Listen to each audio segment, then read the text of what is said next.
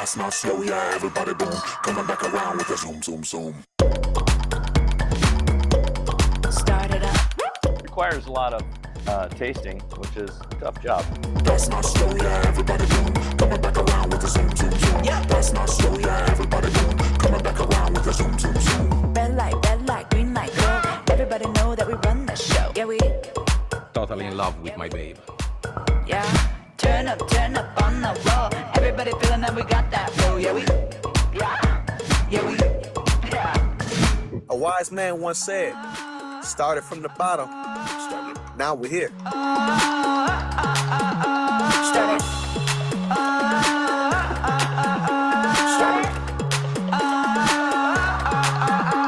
The entire family, led by Alan, has played an integral part in creating Silver Belly.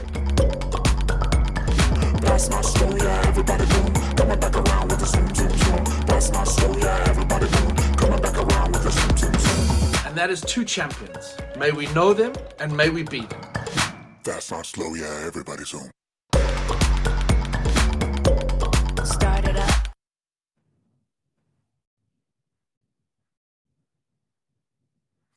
Good afternoon and welcome. My name is Troy Clark and I'm here today to welcome you to WSWA's Brand Battle Tournament.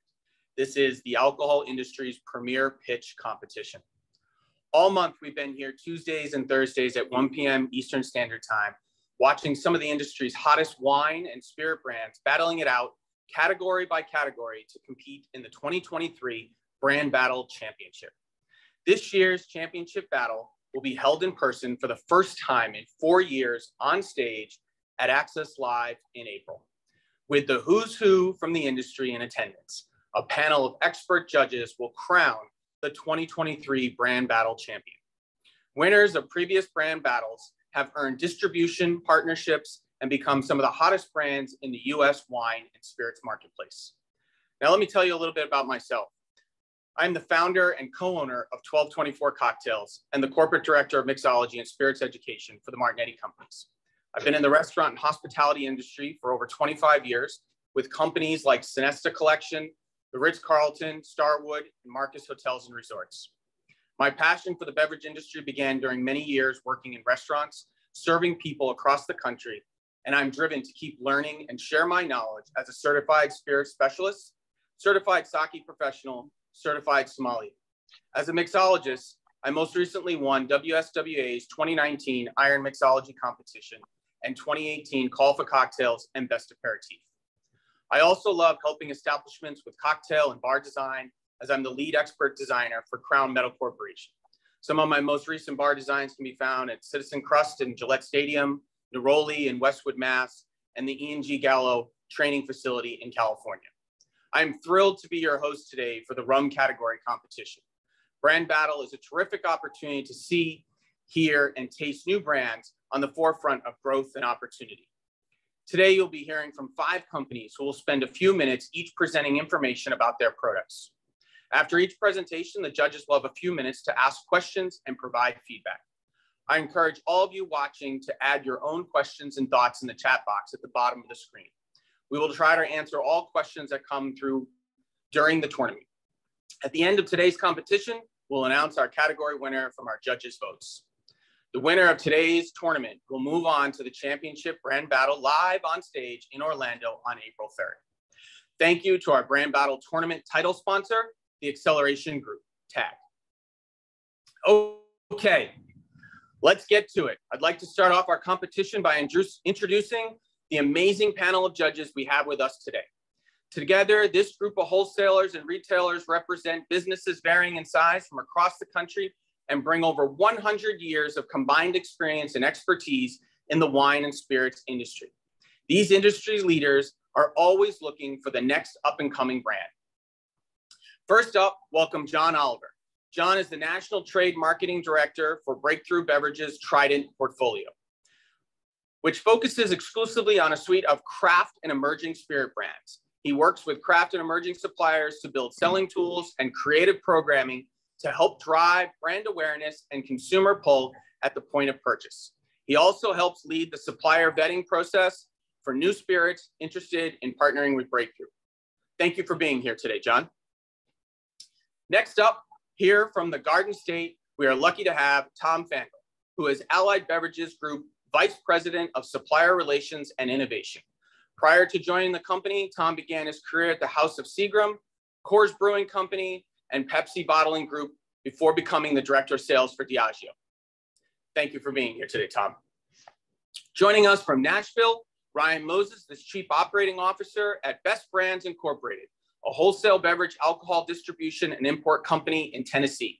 He currently serves on the board of WSWA, where he chairs the finance committee and is the past president of council for the leadership development. Thank you for being here, Ryan. Next up from Boston is Gary Shaw. Gary is the executive vice president of national sales for MS Walker and has been instrumental in developing the network of wholesale distribution partners who represents the MS Walker brand's portfolio nationwide. Gary is also in a leadership role in new product development within the MS Walker brand's portfolio. Welcome, Gary. We are fortunate to have Nick Demyan, who has been in the alcohol beverage industry in Massachusetts for over 20 years. Nick is the director of Origin Beverage, a sales and marketing subsidiary of the Horizon Beverage Group. He manages the brands within Origin Beverage while overseeing a sales team that covers the Commonwealth of Massachusetts. Nick got his start on the retail side of the business, working for 10 years at Bauer Wine and Spirits on Newbury Street in Boston's historic Back Bay. Welcome, Nick. And from Southern Glazers Wine and Spirits, we have Louis Way, Senior Vice President, Commercial Operations, where along with managing key supplier relationships, he also leads the company's new supplier process nationally. Louis has held senior management roles in the beverage industry for more than 35 years. Prior to joining Glazers, Louis held national and regional sales and marketing roles with Diageo, United Distillers, Shenley, and Renfield. Thank you for joining us today, Louis. Thank you to everyone for participating as judges for today's competition, and I look forward to hearing your feedback for the contenders and their products. Now let's get the part you've all registered to see, our contenders. Today, we are excited to hear from 5 unique companies who were selected to talk about their products representing a wide variety of new brands. The brands we will hear from today are Bombarda, La Cadillo, Thrashers, John Paul Jones, and Ramiario. Now that we have the players, let's get started. Please welcome our first contender of this tournament, James Papagano, who calls himself Admiral of the Fleet from Bombarda Rum. James is the president of Bombarda Rum USA Corporation and the CEO of Legendary Spirits Group Incorporated, a company specializing in the creation, concept development, marketing, and sales of craft spirits. Since founding the company, James has been instrumental in driving the sales and distribution of the brand to over 760 retailers across North America. Take it away, James. Hey, Troy, thanks for that introduction. Is everybody there? Can you see me there, Troy? Just want to make sure here. Hold on. You're good to go. All right. Well, guys, it's great to be here. First, I wanted to get into a little bit about my story, why I set up this endeavor, and also give you a little bit background on the spirit and our marketing and so forth. Well, the story is very simple, sort of a double-sided story here, the story of myself and the brand. I've always been a rum lover my whole life, big traveler. Started out as a surfer, a diver, a sailor. And so over the years, the last 40 years, I would always bring home a nice rum from some of my experiences in the Caribbean and Latin America. And I would share those spirits or those rums with my father. It was sort of a pastime that we spent this time together for a very long time, up until his death in 2020. He died at almost 102 years old in a veterans nursing home alongside living with his 99-year-old brother. And so upon my dad's passing away, it became very clear to me that that time that we had spent together over the years was no longer. And so it inspired me to really take the spirit of rum and try to create a unique presentation, a unique bottle, a bottle that could really take rum and you know, have the spirit of rum in a bottle like no other. And so we created the Cannon bottle. It is a patented bottle, and the beauty of the Cannon bottle is we can match the spirit of rum and rum blends to go with the variety of names that we have. Some of the names that we have are Cannon types. We also have SKUs named after famous galleons over the ages. And so it's a brand that's dedicated to privateers, buccaneers, pirates, commanders. And so that leads me into the story of the brand. It's a unique presentation with the Cannon bottles and matching stories that go along with the bottle presentation. The rums are blends of rums. In one of our SKUs, we have 3 rums. Our second SKU, the Falconet, which some of you might have received, has 4 rums. And one other product called Drake, we have 5 rums. And the rums that we blend, actually, we do not add any caramels, colorings, or sugars to those rums. And it really delivers a clean premium rum profile to our fans. We usually we're at about 40 to 43% ABV, and we've been able to grow the brand very quickly. First, we do contract bottling in the Netherlands, which gives us access to the European market. And in contract bottling, we're able to use some of the best blenders on the planet. The group that we use in the Netherlands right now have been blending rums for about 300 years. And the bottler, Herman Jensen, also has been bottling and instrumental in the gin, vodka, rum, and Geneva business. So our partners that we use, our contract partners, are very committed to the brand. We deliver a fine spirit. Retail-wise, we're anywhere from $34 to $45 a bottle. We currently have 4 SKUs in the market. We also are launching 2 private labeled cask barrels in Total Wine, hand selected by Total Wine. So we are able to customize our brands and a story for the retailer. I'm happy to say Total Wine Total Wine took us Spirit Direct day 1 of the launching of the rum. And we continue to be in those 168 stores. Breakthrough recently launched us in Publix, all Florida liquor locations of Publix supermarkets. And we continue by expanding the brand throughout Florida and looking for other states around the country to now take us in their portfolio. We're also distributed in 4 countries in Europe. Not bad for 2 years, actually less than 2 years. So that's my story, guys. Would love to be working with you. And once again, great to be here and you guys allowing me to share my story. Thank you, James. That was awesome. Now let's bring it back to our panel of judges for some Q&A. Let's start with Lewis from Southern Glazers. Lewis, what are your questions or thoughts? I think we're muted there, Lewis. Oh, Captain, my captain. You've sold 77 cases in Florida Nielsen's over the last 52 weeks. So I need you to comment on your sales per point of distribution and what efforts you're going to make, particularly within Florida, to try to get those numbers up. Well, the main answer to that question is definitely tastings, and we are in the need of social media marketing and brand marketing across all the states. And so right now we're interviewing several agencies to take that to the next level. Excellent. Thank you, Lewis. John, what are your thoughts? First off, Captain, great bottle, beautiful packaging. So well done on that. I guess my question would be in terms of, kind of the brand positioning within the rum category overall. Where do you see this sitting on the shelf next to? And how do you plan to compete with those brands? Yeah, that's a question I deal with every day. And the answer is right now we're sort of next to Zacapa, Diplomatico, Bacardi 8, and some Plantation, as well as a few other brands, regional.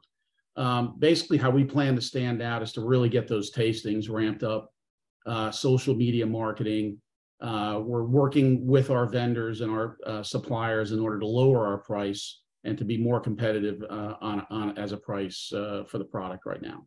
Shipping the product from Europe to the United States obviously represents an added cost. So it's a combination of more marketing, more tastings, and a lower price point. Excellent. Thank you, James. Ryan, what are your thoughts? Yeah, can I echo his comments on the package? Love the package. Would like to understand a little bit more on the age statement. There really is an age statement, but also you have the 5 and 8 on the top of the bottles. Kind of what's the process there, and how are you educating consumers on that piece? Yeah, it's a good question. We really stand out with providing what we call true and pure rums. And so part of that is a true age statement. So we display the younger of the ages in the blend. The 5-year product is a 5 to 8 year blend of 3 rums. There's actually a 4 square in that product, exclusively from 4 square. And on the 8, that's an 8 to 15 year blend of 4 rums. And so we stand out with respect to really having no added sugars or ingredients, being pure and true, really displaying the younger of the ages. We're a static blend, we're not a Solera. So we always educate the benefits of a static blend versus a Solera blend. And are you disclosing the distilleries with each blend, or is that, I mean, I know on the back you just list the countries, where you're disclosing distilleries on each blend, or how does that work? Yeah, some of the distilleries have asked to remain confidential. Got it. Excellent. Great questions, Ryan. I've got time for one more question. I'm going to go up to the Northeast here. I'm going to go over to Gary Shaw. Gary, what are your thoughts? Someone that's seen a lot of rum in your portfolio, and maybe have some questions for James. Yeah, Captain, great presentation. And again, I will echo beautiful packaging all around. Yeah, I mean, we do go back. We actually were the original owners of Old Medford Rum, which was the oldest rum brand in the Americas. So my question is, because we are a wholesaler and you have to engage in 3 tiers in this country, what has been, or what is your launch plans with your wholesale partners? How do you, what's your plan to engage them to try to gain their share of mind? I'm happy to answer that question. In the case with our relationship with Breakthrough in Florida, I myself and another team member attend and do many work withs out in the field. I've had an 80% placement ratio or higher with some of the work withs at Breakthrough. Obviously, marketing and events. For example, we're doing some events in Cocoa Beach this weekend, down in Key West the following weekend, and the Tampa Bay Food and Wine Festival. And we've partnered with a strong platform similar to Eventbrite called UNation in some of these venues. And so it's a combination of really getting the name out there of the brand in these local events, once again, tastings, and just really, pressing forward on getting everybody to know the brand. I mean, we're looking for fans. We need fans. Every brand needs fans. And so we're very much pushing forward on trying to get as many fans as we can. And so it's an effort surrounded around local events, work withs, and tastings, and just really trying to get people to learn about the brand. Great, thank you. Excellent, thank you, Gary. James, thank you so much for kicking us off and being our first competitor today. We're now on to our second competitor.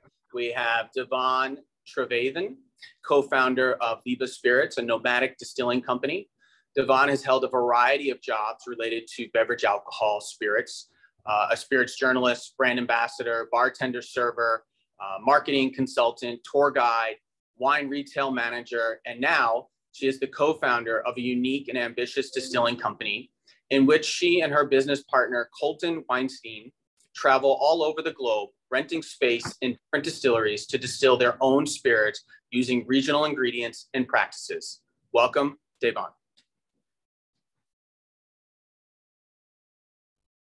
Hi, thank you so much. It's just Devon, but thank you for making me sound so fancy. It's a pleasure to be here and an honor to be representing both my company, Liba Spirits, but also my brand, Lafcadio Botanical Rum. So I will start with a little bit about Liba. So it is a nomadic distilling company that I co-founded and co-own with my business partner, Colton Weinstein. The concept is that we travel the world and we rent space in existing distilleries that belong to other people, using the equipment and using local original ingredients to make our own products. But we do all of the distillations, all of the product formulation entirely ourselves. Of course, we welcome any feedback from the distillers who are working on site, but every product is really, and it's our vision come to life. So this concept is not entirely new. It was called gypsy distilling in the past, but we refer to it as nomadic distilling.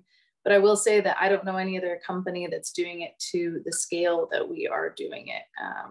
Having made spirits on 2 continents so far, and the world is really our oyster. So our second product is called Lafcadio Botanical Rum, and we made this in New Orleans, Louisiana, a city that I love very, very much and feel very passionate about.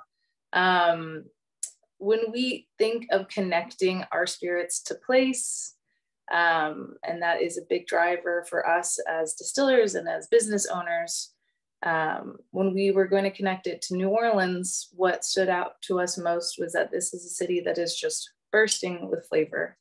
New Orleans is kind of an assault on every sense.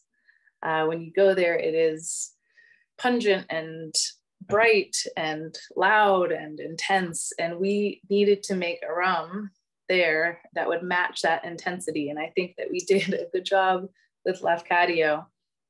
We made this rum by sourcing a molasses from a refinery in the state of Louisiana, just a couple hours outside of the city, brought it to a distillery in the mid-state neighborhood of New Orleans, fermented it there, distilled it, and prior to a second distillation, we decided to infuse it with a couple of botanicals. Again, I talk about connecting products to place. That is so important to us, kind of establishing a sense of terroir in our spirits. When we thought about what part of New Orleans specifically we wanted to connect to, we looked to the place or to the part of the city that we love the most, which is its culinary aspect. I love New Orleans food culture and food history. So we looked at all of these classic recipes, Cajun recipes, and we found that bay leaf and peppercorn were pretty much universal in these dishes that we know so well. So we decided to start with those ingredients and then include as well some fresh orange peel, some cherry bark, and a little bit of cardamom. And we infused those into the spirit prior to the second distillation by macerating them into the still as the still was heating up, and redistilled them. And what we got was a product, a rum that was still so classically rum and had such identifiable rum flavors that were then accentuated with these added botanicals. And I think it is kind of a one-of-a-kind spirit. The name Lafcadio Botanical Rum comes from one of my favorite figures in history, a gentleman named Lafcadio Hearn, who was really integral in kind of setting up New Orleans as the city that we know it today. He was born in Greece, came to the United States, began writing for publications for newspapers, was sent to New Orleans, and it was there that he started writing about the Creole culture, the immigrants who lived there, the food that they brought, the culture that they brought. He was the person who wrote down at least the name, the Big Easy and Crescent City. And he really established the tourism culture that we know and love about New Orleans today. And I think that there's a quote of his that is just so iconic and also can really be easily applied to Lafcadio Botanical Rum, which is that New Orleans is a place that actually resembles no other city on the face of the earth, yet it recalls some vague memories of 100 cities. And I think that if you took that quote and you said instead that Lafcadio is a rum that really resembles no other rum on the face of the earth, yet it recalls vague memories of 100 different rums, that would be accurate, because it is so quintessentially rum, but it has such a unique taste and flavor and sense all its own. And I'm very proud of what we distilled there and the way that we connected it to the city of New Orleans. Excellent. Thank you so much. Great job, Devin, and thank you for sharing your story. Let's bring back our panel of judges for some Q&A.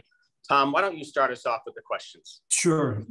Really well done, Devin. Thank you for that presentation. I have two questions real quick, if I could. The first question is, in doing research prior to this presentation, I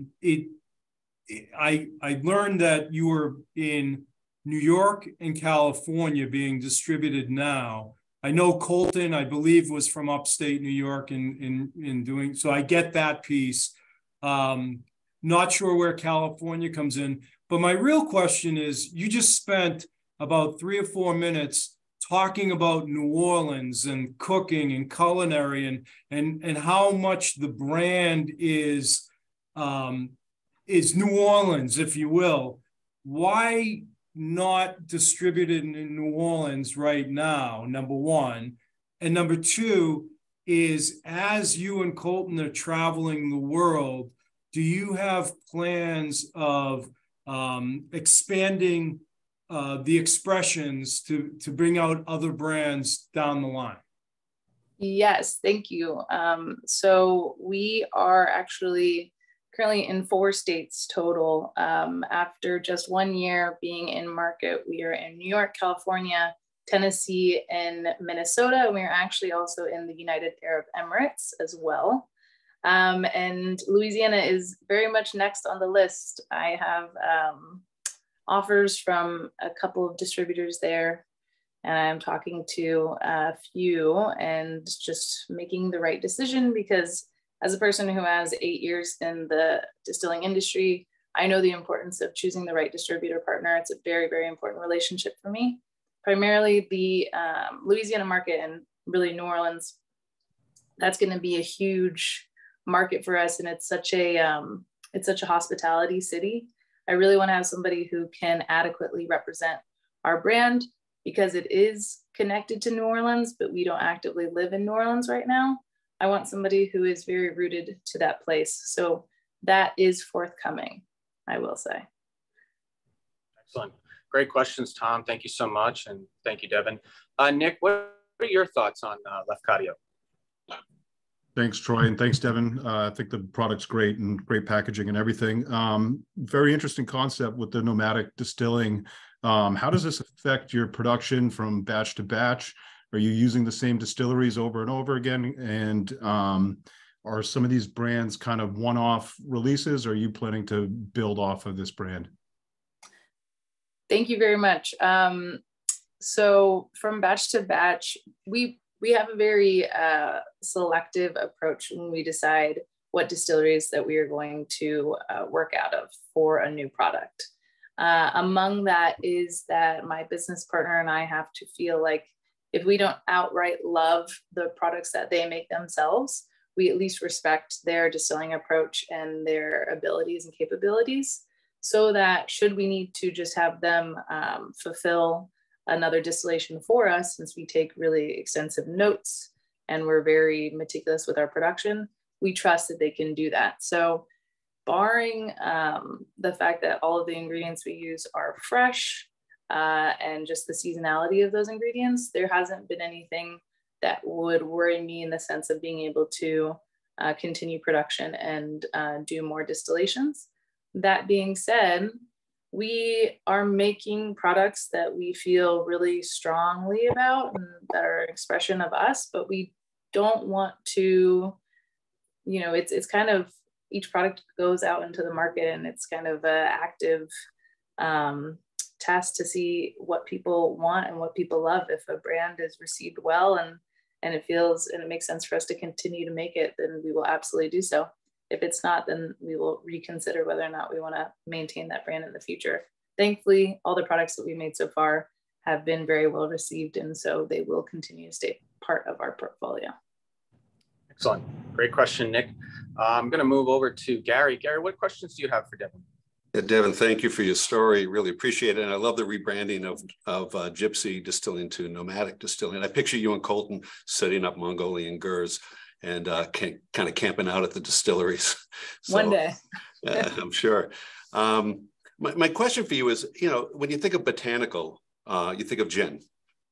And right. you're using, the word botanical for rum, and this is, not a common, a descriptive, I guess, for rum. So, how are you? What's your plan on educating the consumer on what is a botanical rum? You chose not to say a flavored rum or pick flavors, as a lot of the industry does. So, what's your plan on education around that word? Thank you. It actually has become kind of a cornerstone of our company as a whole. We've really taken, particularly with Lafcadio Botanical Rum, this idea of considering distillation in the sense of the base material, the base spirit that you can make from a source of sugar or starch, and then what other flavors you can add into that or you can use to accentuate it through the infusion of fruits, botanicals, spices, etc. Fortunately, rum has a little bit of a context with spiced rum, so people are at least not totally ignorant to the fact that it's part of the history of rum for people to have infused flavor after distillation by using just ingredients that we know and would use in cooking or baking. So there's that context clue. And then with the botanical relationship to gin, it's fun to explain it to people, as at least how I explain it to people, is that with gin, not all the time, but primarily, you're starting with a neutral base and you're creating all of the flavor and character and structure through the infusion of the botanicals, namely juniper, but other botanicals as well. With our botanical rum, we started with a very purposefully created and distilled base that has a ton of flavor, is very distinctly rum. And then we just chose to accentuate that with a couple of botanicals, but less than you would usually find in your typical gin. So I think people can understand that there's a spectrum of what you can do in distillation, and it opens up their eyes to think about spirits a little bit beyond just your traditional categories, which is something that I'm very passionate about attempting to get people to do anyways. So that's been our approach, and we've been very successful at that.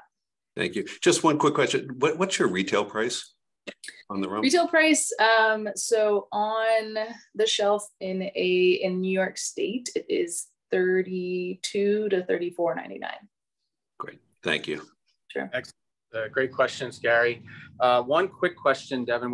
We have time for one more. I'm gonna go over to John with Breakthrough. John, do you have any final questions for Devin?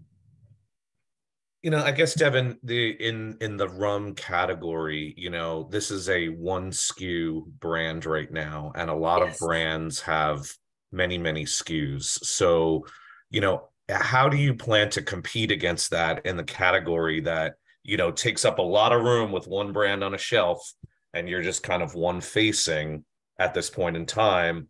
Can you speak to that a little bit? Sure. And great question. So the natural next step for us, and something that we're doing right now, is to come out with an aged variation of the same rum. I really don't think that rum has to have the influence of oak for it to be something beautiful and expressive and have great flavor. And I think that I'm very pleased with what we created with Lafcadio. It has no oak influence, and yet I think it's still very balanced and something that you can sip on. But I am really excited to see how a aged variation comes out. So that's something that we have coming out in the future. And then I also think that borrowing from other categories that really include infused or really focus on the infusion of botanicals or fruits, namely Amaros. We were thinking about doing a couple of releases, or maybe at least one release to start, that's like a supercharged version of the flavors that already exist, kind of like how Chinar has a standard version, and then Chinar 70 is a higher proof, but also a more intense flavor profile, but still the same profile as exists in its kind of flagship version. So that is how we plan to expand the Lafcadio Botanical Rum brand into having a few more SKUs. Excellent. Thank you so much, John. Great question. Devin, thank you so much for everything today, being our second competitor. We are now going to move on Next up, we will hear from Todd Thrasher. For over a decade, Todd has been at the forefront of DC and Virginia's artisanal cocktail movement, partnering with celebrated chefs to open numerous acclaimed restaurants and bars as owners and beverage director. But in September 2018, the lauded bartender and sommelier launched his most ambitious project yet, Potomac Distilling Company, an urban distillery producing 4 styles of rum and housing a Polynesian-style neighborhood tavern called Tiki TNT. Welcome, Todd. Hello, everybody. I'm going to take you on a quick tour of my merch shop. All the stuff we have to date. You can see my face in a second. It's not that impressive. I am at Potomac Distilling Company. This is Thrasher's Rum. Right there is the Potomac River, if you can see it. That's my social media guy, Mac, right there. That's still some barrels. Oh, I have a smokestack out front. This is inside the smokestack. Here we go. That's Justin. He's not very attractive. Don't look at him. He's the distiller with me here. And this is me, and I'm not very attractive either. What's going on, everyone? So my name is Todd Thrasher. I own a brand called Thrasher's Rum. I am by nature a bartender. I started as a bartender my whole life. The whole brand came about because of bartending. I was well into New Zealand doing a bartending contest for a vodka company called 42 Below Vodka, and it was called the World Cup of Cocktails. And I went to New Zealand. Can you hear me? You're good. Okay, sorry. So I went to New Zealand to do a cocktail competition, and we faced off against, I think 20 other bartenders, and I came away the winner of the World Cup of Cocktails in 2011. And I came back home. Well, actually, while we were there that night, I went to a bar called the Motel Bar, and the only way to gain entrance to this bar was to bring a bottle of spirit of where you come from. So I had bought a bottle of Abraham Bowman's whiskey and Catoctin Creek whiskey from Virginia. Went to this bar, hanging out in the bar with my wife, and across the bar I looked, and there was a bottle of Pisco, which we all know Pisco, well, you all know. Pisco is generally known as a Peruvian product, but it was a brand called Machu Pisco, and a lady named Melanie Asher is the producer of that brand. She is from Washington, D.C. by way of Peru, but she goes back every year for 6 to 7 weeks and makes Pisco and brings it back. And I thought to myself, and I said to my wife, how cool would it be to be halfway across the world and have something you made, something you produced on a bar across the world? I came back with that whole idea, and that's really how the brand was born. It's a rum for bartenders. I have 7 SKUs right now. We make everything here. You can see the still. That's a 200-gallon pot still, and behind me over there is a 200-gallon fermenter. I have 5 of them here, and this is what we do every day. I started out as a bartender, restaurateur, and I wanted to produce something for bartenders. One of the things I think I sent to the judges, 3 different rums. I sent the Relaxed Rum, which I named it Relaxed Rum because I didn't want to put an age statement on it because rum is supposed to be fun. I didn't want to put any sort of age declaration on it because I wasn't sure when I was going to release it. So all the rums that say Relaxed right now are 3 years old. I also sent you Green Spice Rum, which is the first, I believe, the first botanical driven rum on the market. Is very gin in essence. It is made with lemon verbena, lemongrass, lemon balm, lemon peel, lime peel, and green cardamom. It's all done with vapor distillation. This is the vapor basket we use. And then I also sent you all the coconut rum, which I really wanted to set out and make a pineapple rum, but I'm an egomaniac, and I tasted Stiggins pineapple rum, and I didn't really know if I could make anything better than they made. So I came downstairs and talked to Justin about I'm not going to make pineapple rum. I think we should make coconut rum because there's nothing really great on the market. And as a bartender, I could always, there was coconut rum around, right? There's Malibu, and there's Caribou Bay. But it's loaded with sugar, and it's like 21 proof or 21% alcohol by volume. I wanted to produce something that was all natural, number one, and at full proof, because as a bartender, I could always add sugar to things to make them taste better, but I could never take sugar out of the spirit to make it taste better. So I came down and started making coconut rum. It's one of the few things that I've done that on the first try or second try, it worked out. So coconut rum, no sugar added after distillation. Nothing we do add sugar after distillation. Coconut rum's all natural. We use about 150 pounds of coconut. When distilling, we use 2 different techniques in the still and the vapor basket also. So we are a small little tiny rum brand in Washington, D.C. We have, my timer's going off. That means I'm 4 minutes and 15 seconds. We are in 5 states right now. We're distributed by Prestige LaDroit.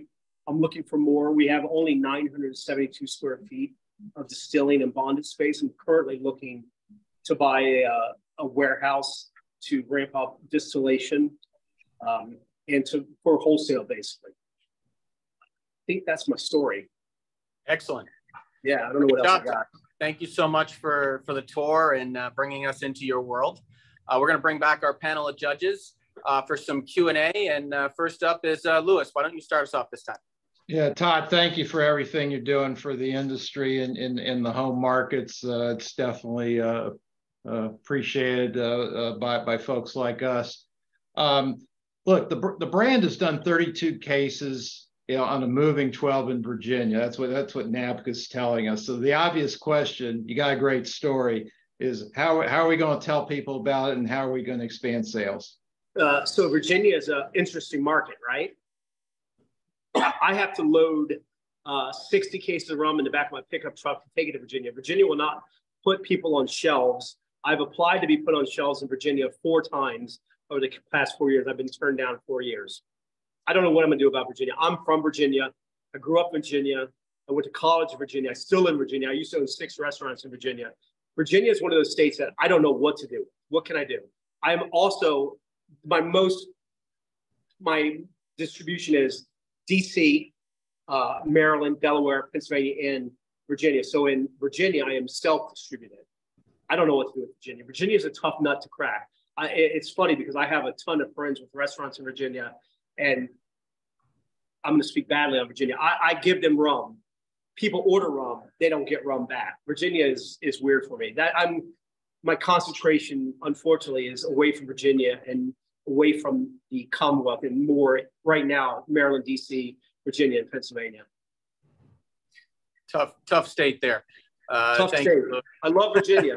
I did a commercial for Virginia. Virginia's for Lovers commercial, and they still won't put me on the shelf. Yeah, you need a good broker there.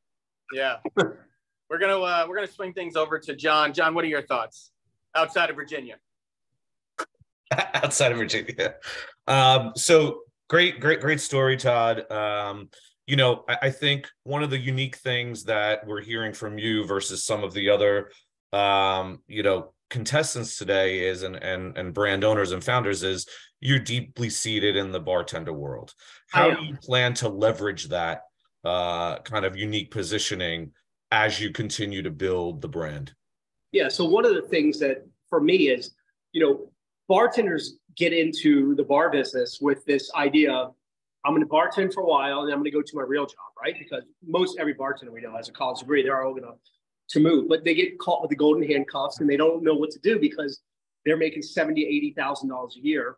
And you can't go to your career at that point and decide, I'm going to take a $40,000 pay cut, a $30,000 pay cut. So I think what I do for bartenders, when I go out and talk, I'm in the market 2-3 times a week here, DC, Maryland, and Delaware. I think bartenders can look at me and say, oh, that guy was a bartender, and now look at him. He has his own brand. He's out here selling. And I think that's what I bring to, especially, my main focus was on-premise. COVID happened, and I had to swing and figure out off-premise. No idea how to do it. But for me, going into an account, talking to bartenders and actually knowing what flavors go together, what cocktails work for them, I think it helps me sell the brand. We're massive. We're on premise. I think in DC alone, we're in 150 restaurants and bars just in DC. And DC is tiny, right? 10 square miles. It's awesome. John, did you have a follow-up there? I see. Yeah, I think just, so diving a little bit deeper into that is, how do you sell to bartenders a rum like this, let's say outside of the DC area, because obviously you have a tight-knit group there, but why Thrashers? Rum is a very competitive and difficult brand to get on a menu because it's owned by two brands. You know what I mean? So how do you get, why Thrashers, on this menu versus the other rums that they might already have? Yeah. So, I was a bartender, loved Bacardi when I was a young bartender. And then, when this whole thing started to happen, I went to Moonshine University in Louisville, Kentucky to learn. I had been distilling in my backyard. There's a still, I don't know if you can see it back there. There's a 10-gallon copper pot still back there that I was distilling on. And I went to Louisville, Kentucky, to Moonshine University to learn how to distill on something like this. And one of the things they told me is, if you're going to make, I went to a rum distillation class, and they said, if you're going to make rum, you have to make sure you use ingredients that are the same time after time after time. And you have to be more like the big two brands, Captain Morgan and Bacardi. And for me, I can't compete with Captain Morgan and Bacardi, nor do I want to. I wanted to make something that, was number one, all natural, number two, handmade, artisanal, things like that. So one of the ways we sell to bartenders is I definitely promote the fact that there's no sugar added after distillation. Our spice rum is our number one on-premise rum we sell, and it's all natural. We only use 5-day steeping, no artificial ingredients. We use Mexican cinnamon, dried orange peels from Seville in Spain, clove, allspice, and Tahitian vanilla. So everything is done all natural, no sugar after distillation. And I think with the coconut rum, especially, any coconut rum I've ever tasted, has artificial Hawaiian tropics style to it. Now, I make what I did with our coconut rum. I took my overproof rum that we make. I made a super tincture out of it with Thai baby coconut and toasted dehydrated coconut. So I made basically a coconut extract basically with it. So I add that back to every batch. So one of the things to sell to bartenders, we're all natural. We're not adding sugar to it. And that's for me as a bartender, that was a selling point. I didn't want added sugar to it because I can't take sugar out of things. And, the big spice rum brands on the market, I'm not sure if they use any spice at all, but I do know, because of the hangovers I have received off of it in the past, they do add a lot of sugar to it. Excellent. Thank you so much, Todd, for that. The spice rum, you're right. It's a small amount of brands that are using lots of real spices. Brian, I'm going to come over to you now. Why don't you have some questions here for Todd? Got a couple quick ones. I'm looking at the relaxed rum as kind of, I guess you have the white and the relaxed are your two main SKUs, or I guess the primary SKUs. It's listed as small batch, but then you're given barrel number. Is this a single barrel project, or is this? So everything we do right now is all single barrels. We have about 70. We have, I don't know if you heard, we have about 972 square feet of distillation and bonded space, and everything right now is a single barrel. We do have a few things that we've done. So that is the relaxed rum. That was barrel 14. I can flip it around real quick. Hold on, I'll show you real quick.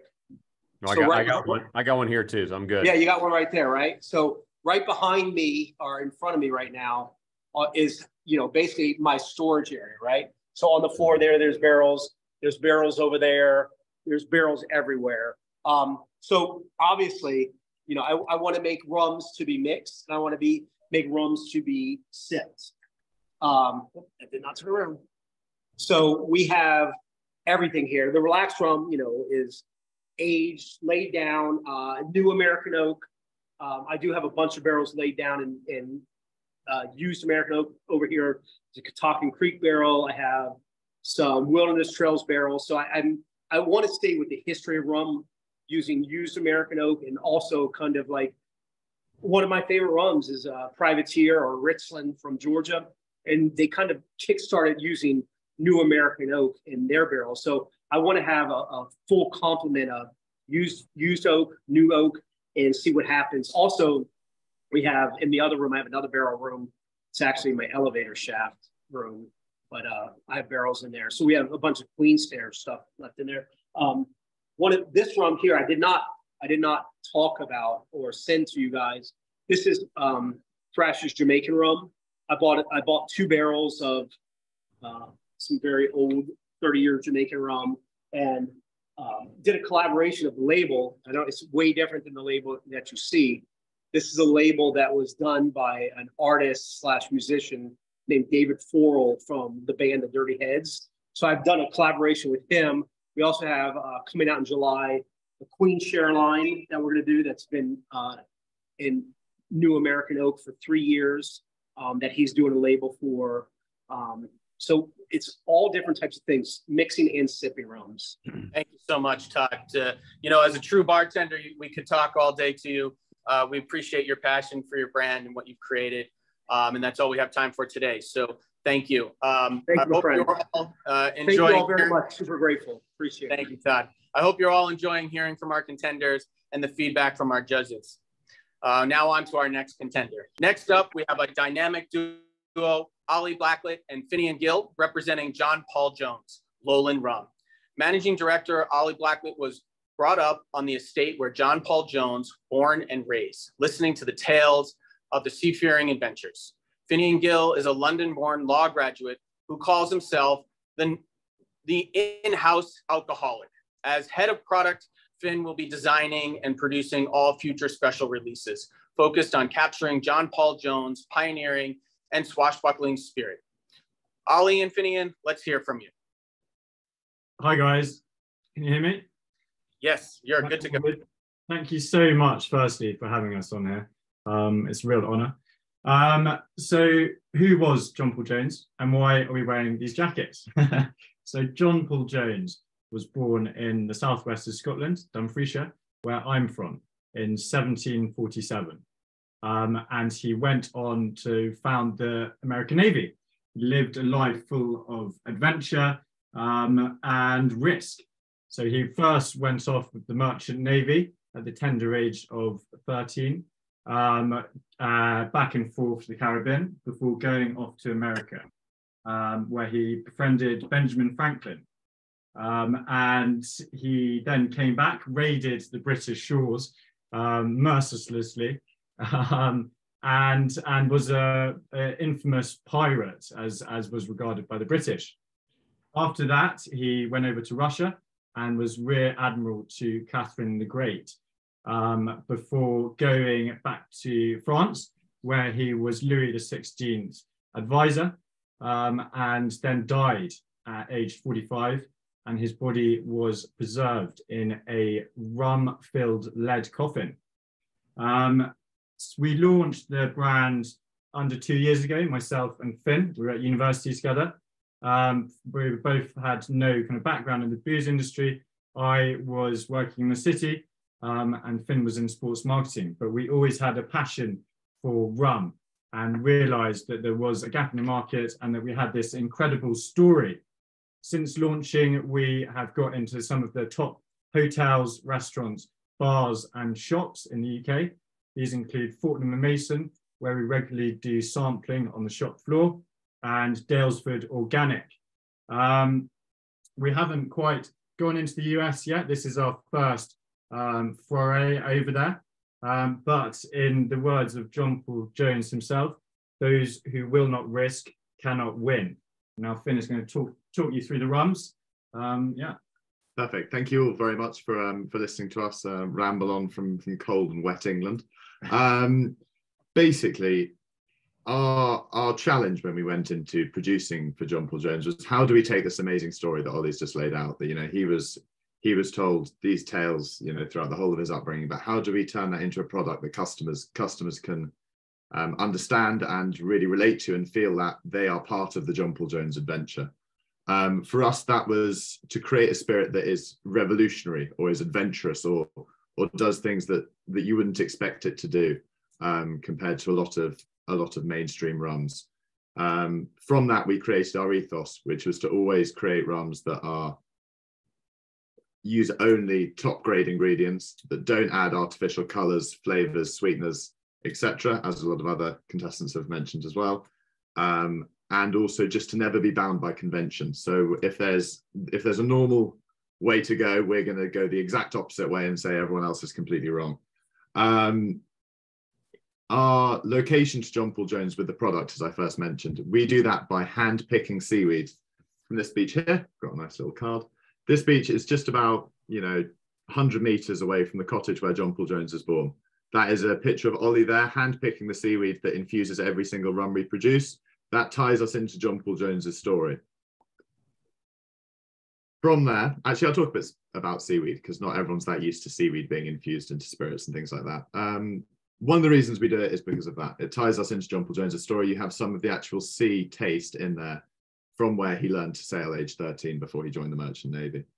On top of that, from sort of a taste flavor way, it adds an umami boost to the rum. It gives it a savory note. And on top of that, I think the way that it interacts with the spirit really sort of dampens the harshness of the taste of alcohol. So it really creates this, I hate to use the overused word, it creates a really smooth spirit that's really easygoing, that's quite approachable to people who maybe have been put off rums in the past, who maybe are just looking now as rums are booming more and more to get into the category. We try and produce everything that is accessible to those people. In terms of our SKUs, we have our Lowland rum, which is this one here, which champions John Paul Jones and the terroir of the place where we produce it in Scotland. That has obviously the jacket on the front as matching our outfits. And this one is aged in the UK using charred American oak. That charred American oak obviously being the same wood that would have decked the battleships that John Paul Jones would have come back and raided the British with. On top of that, it is infused with those classic rum flavors of ginger and black pepper. That gives it that sort of warmth, that finish that it's so long and so sort of like, there's no better word than warming. On top of that, we have just launched our Ranger, which is named after the first ship that, yeah, exactly, I don't actually have a bottle with me, but it's up there, which is named after the first ship that the US gave John Paul Jones to come and raid Irish craft in the Irish Sea. Ranger is a white rum. It is the first ever seaweed-infused white rum, and it is designed to be drunk with tonic. Again, we're going against the convention of how people are used to consuming rum, but by making it dry, by making it, again, to use the word botanical, we infuse it with apple, lime, and rosemary. Again, really unique things to pass over in terms of flavor, but those are all food-grade ingredients done over a 36-hour steep. That then allows this rum to really open up with tonic. You get that sort of, you get the bite of the rum originally, and you get that smoothness of that sugarcane distillate underneath. But on top of that, you get this bouquet of sort of like aromatic and like, I don't know how to describe it other than like garden flavors that make it really accessible, and on top of everything else, really approachable to people who are used to drinking gin and tonics. That is, on top of that, we are producing a third expression, which is called Providence, which has aged for a year in an ex-Isla whiskey quarter cask, which is again named after one of John Paul Jones's most famous ships, and will again try and challenge conventions in terms of creating a rum that is smoky and is almost whiskey-like, but also again having that backbone of that sugarcane distillate underneath. And our RTD as well. We're developing a ready-to-drink can with Double Dutch as well, which is being released in May. And I think that is all. Thank you very much. Thank you so much, Ollie and Finn. Really appreciate it. Love the coats, love the jackets. They're awesome. We're going to bring back our panel of judges for some Q&A, and we're going to start this round off with Tom. Thanks, Troy. Ollie, one of my questions was going to be, what separates you from other rums within your category, price range, etc. But I got it with the seaweed. I have never heard of a seaweed being part of distillation. But I want to kind of go big picture here. You had mentioned, Ollie, that you're not in the United States at this point. can you talk about what the plan would be if you went to, being from New Jersey, what would be your plans, or what are your plans for entry into the U.S. market? And will you or Finn be relocating here to kick off the brand? Yeah, no, really good question, and thank you for asking. We actually last week, the naval attaché in the US Embassy in London invited us over for a meeting to discuss potentially what we could do in terms of the US Navy, which, as I'm sure you're aware, is pretty vast. On top of that, we sorry, I've just lost my train of thought. I mean, where else would... So I think a lot of our target would be, as with no US representation currently, we're kind of given that opportunity to start wherever the brand naturally falls. So, based on how the WSWA go for us and how our launch into the market goes, we can see where the intention for distribution is and then really react to that, rather than being sort of stuck in certain states or having certain amounts of resources stuck in one or two states. The second that we can see where the desire from you guys or from other distributors or importers is, we can then react to that. We would look to hire sales teams to be active on the ground in the states that showed interest. On top of that, we would be happy, we spoke about this actually just before the call, we'd be happy, one of us, to relocate in the short term or to do training schemes for a couple of months to come over and make sure that everything does work. And then it would be sort of a month by month basis in terms of the other one would come back and we could swap in and out and just make sure that we were working alongside whichever distributor or importer, or of course our own sales teams that would be hired out there to sort of really make good on the stocking of the product. And in terms of that as well, we have recently raised some money and we're doing another raise at the moment, and a large proportion of that is being put aside to our launch in the US, to help activation, to hire a sales team, to do all of that as and when it happens. I mean, we know we've got a good product, we know we've got an incredible story, and we know it really resonates in America. I mean, we're getting emails constantly from people saying, why haven't you launched in America yet? Can I get a bottle over here? And we've been approached by a private equity company most recently who's just acquired a distributor. I can't say exactly who, but we are in talks with them. So I mean, there is ongoing back and forth over the pond. So we're just hoping for the big one. I think about 50% of our views on our website of all time have come from the US as well. So just through sort of organic traffic, without us ever pushing anyone there, there's this real interest, obviously, from stateside in the brand of John Paul Jones. And Ollie is right, we are inundated with people being like, please, when can we get one? But hopefully soon. Thank you, Ben and Ollie. We need to move on to our next question, so I appreciate it. I'm going to move over to Nick for one final question. Nick, any thoughts on the brand? Yeah, totally. Thanks, Ollie and Finn. Real quick, can you just kind of touch on kind of where you guys sit in terms of SRP? I know you're obviously in the UK currently and not in the States, and then sales in the UK on versus off premise. How's that going, and what are some of the best practices you've seen? Yeah, you can. Yeah, so I think in terms of on v off trade, so much of so basically we started during the COVID pandemic here in the UK as well. So a lot of the start of our brand was based around web sales and based around sort of activating people through social media and bringing people onto the brand remotely. After that, we moved a large amount of it into in-person events. So we do things such as shows, we do events, we hire out. We hired a boat to go down the Thames. Hired a boat to go down the Thames and sort of created that as an activation platform. And on top of that, use that as a sales opportunity. A lot more of our sales at the moment is direct to consumer. Our off trade is now starting to build with these listings from Fortnum & Masons and Daylesford. And that is at the moment making up most of our sort of cut between on and off trade. On trade wise, we are now waiting for a partnership that we might be doing as an equity agreement with a UK based but global wholesaler and importer. They are saying that they can increase our capacity to up to 150,000 bottles sold on the on trade in the UK this year, by the end of this year. So that would hopefully give that a push on the on trade as well. Excellent. Well, thank you so much, Ollie and Finn. We appreciate you sharing your story and your passion of what you've produced. We are now on to our fifth and final contender. We have another dynamic duo, Clara Alleman and Jamie Montano, are here to talk about their brand, Ron Millonario Rum. Brand ambassador Clara Alleman began in the food and beverage industry as a cheese expert, bourbon aficionado. She then traveled the world as a senior product manager for Steel Light International and as a U.S. national accounts manager for Amphora, selling ceramic bottles to high-end spirit brands. Jamie Montano was born in Lima, Peru, where he went to cooking school and studied international business before joining a family rum distillery as part of the marketing team. In 2003, he exported the first rum container out of Peru to Europe. He manages Ron Millonario sales in North and South America. Clara and Jamie, please tell us about your brand. All right, I want to thank everybody for the opportunity, thank WSWA and the judges for the opportunity to present our brand today.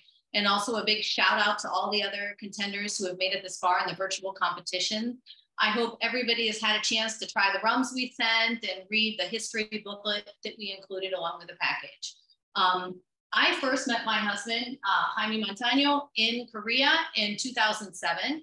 I was there finishing a finance degree. He was there hopping over to another trade show in Hong Kong for wine and spirits.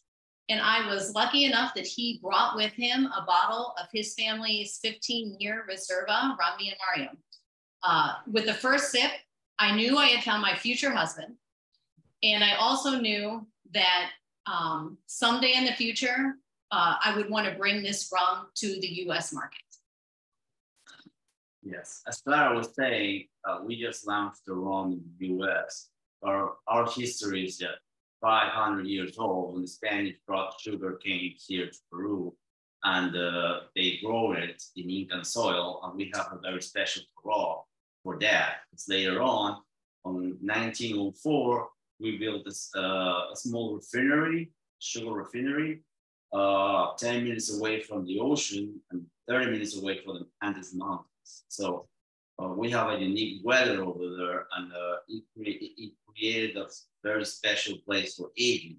So in 1939, we built up a small distillery as well, and began with the process of rum producing. Our rum is a Hispanic style rum.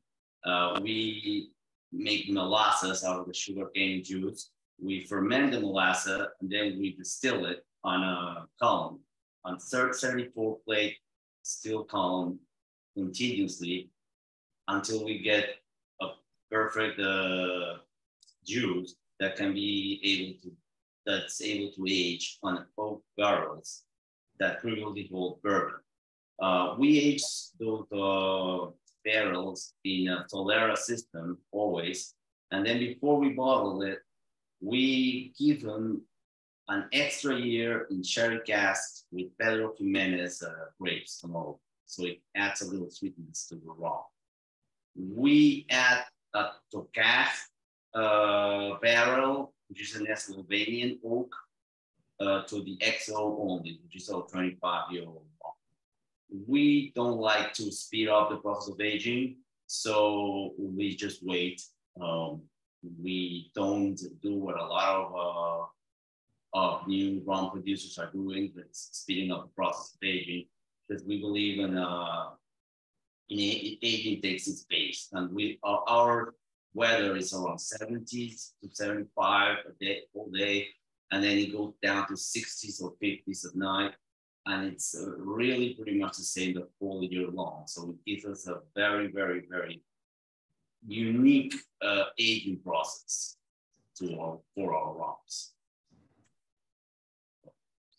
Ron Millonario was first launched in Europe in 2005.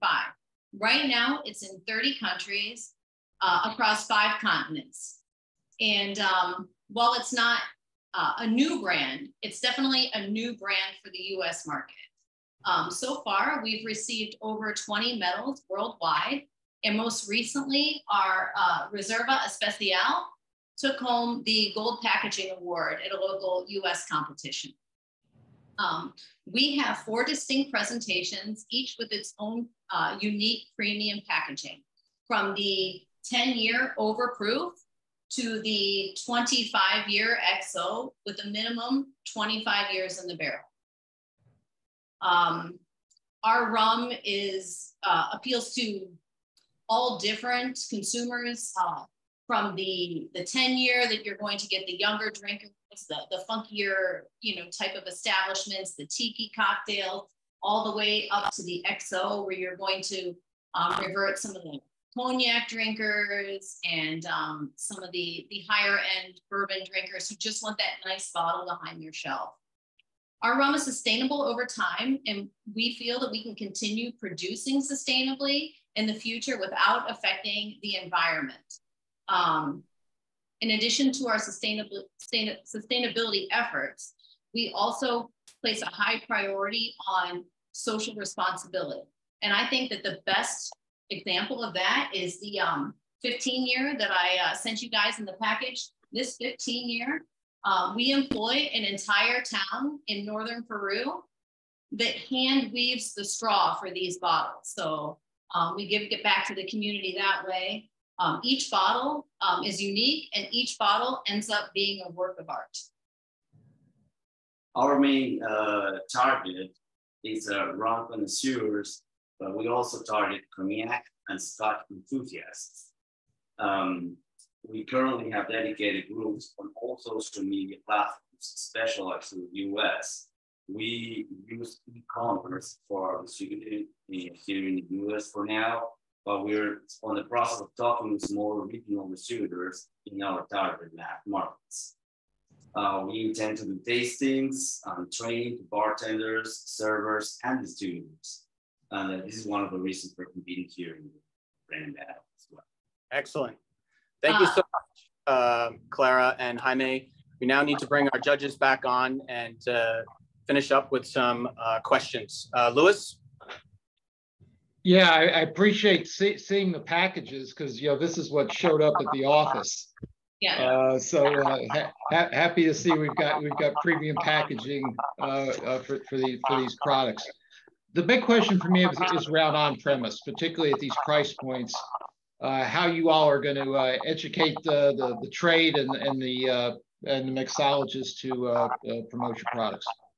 I mean, I think that our plan, and it's worked so far in Peru and Europe, is to, go on premise, teach the bartenders, teach our distributors, show them the benefits of the product, teach them cocktails, and just really be there to support them and do tasting. Excellent. John, do you have any questions for Clara and Jaime? Yeah. Do you guys? I don't know if I missed it or if I'm not seeing it. Do you guys have a white rum, like an unaged, or no? Only aged expressions in your portfolio? No. We specialize in the aging process of rum. So our less aged rum is a 10-year-old Solera. So we go from 10 year to 15 to 25, and that's the way we work. Okay. Yeah. We don't have a white. At this point, we don't have any plans to break into any other spirit categories, to break into spice rums. I think as far as growing the category, what you'll see is, different projects that we've been working on over the last 10 years that will come to fruition, that will be released as more of an extension of the brand or a limited release. But it's stuff that's in the works, and it's going to be more in line with what you're seeing here, premium. Yeah. Hey, Clara. Can I ask a question real quick? And I know I'm not in line here, but with your age claims being your minimum 10-year-old going up to XOs and 25-year-olds, if you expand into the US market, will you have any inventory issues? Will you have enough product? No, we actually been aging rum for the last 30 years. So we have a lot of aged rum in our work. Okay. So, no. Excellent. Well, thank you, Jaime. Thank you, Clara. We appreciate it. I want to thank all of our competitors and judges. And now we will send our judges to do the difficult task of deliberating on this category winner. on who will move on to the championship round live on stage at Access Live on April 3rd in Orlando, Florida. While our judges are deliberating, we are going to share some important and relevant category information from our partners at SipSource. Details about Access Craft and Access Live. Don't go anywhere.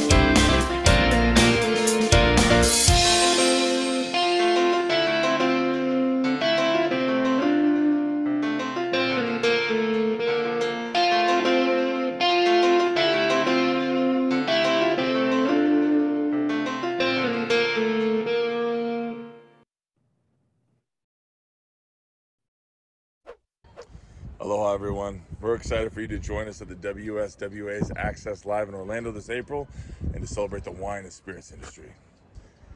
We hope you'll join me and Blaine in April. We're excited to launch our handcrafted vodka melee, a sustainable brand built with our planet in mind and made of the purest natural ingredients from Montana. Okay, aloha. See you soon. Welcome back, everyone. Hope you got some great information as our judges were determining today's winner of the Rum Brand Battle Tournament, who will proceed to the Brand Battle Championship in Orlando, live on stage at Access Live. All right, today's rum category winner is, drum roll please, Ron Miliario. Hi, Clara. Congratulations. A big congratulations to you on your win. Your award will be mailed to you in the next few weeks. I would like to thank all of our contenders who participated today. Jaime and Clara, someone from WSWA will be contacting you later today to discuss next steps. We look forward to seeing you this Thursday, March 2nd at 1 p.m. Eastern Standard for the Lifestyle Tournament. Thank you to our Brand Battle Tournament title sponsor, the Acceleration Group TAG. Congratulations to everyone and see you at Access Live. Thank you.